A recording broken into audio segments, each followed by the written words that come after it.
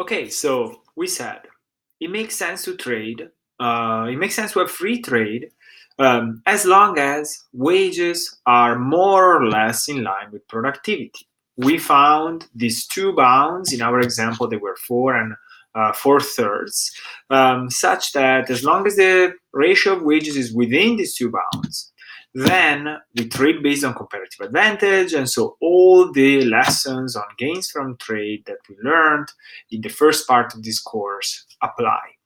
Now the question is that reasonable? Is it true that wages are bound by productivity?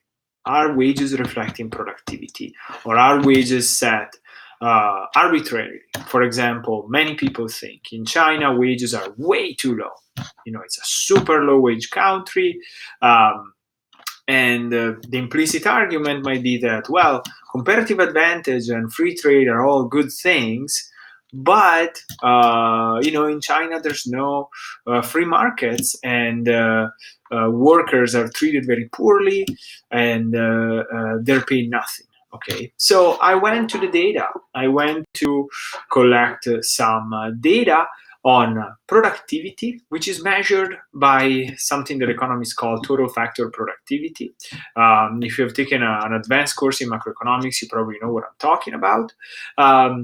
And data on average wage. Okay, so I took data in 2010 for several countries for this total factor productivity, which is a little bit of a measure of how productive a country is. And I made it compared to the US. So the US is our benchmark of reference, for which I set the level of productivity to be 1. And if a country has a number greater than 1, it means that it's more productive than the US. If it's less than 1, it's less productive than the US. That would be the x-axis in our picture.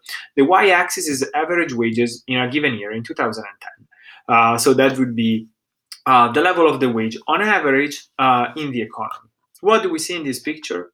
A strong positive correlation between productivity and wages. So we can find China. China is about 50%, actually a little less, as productive as the US. And the wage is very much on a line. The wage is very much what we could predict it would be based on this productivity differential. So if the relationship between productivity and wages was perfect, we would see all these points in the graph, which are countries, to be exactly on this line. Are they exactly on the line?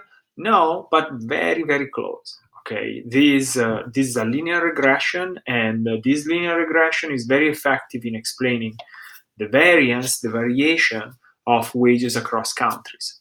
So overall, this picture says wages seem to be very much reflecting productivity, and so we should be fairly confident that if we open up to trade, there's not going to be a crazy race to move all production to countries with low wages, but rather trade should settle along the lines of comparative advantage, which is what we've studied in the first part of this course.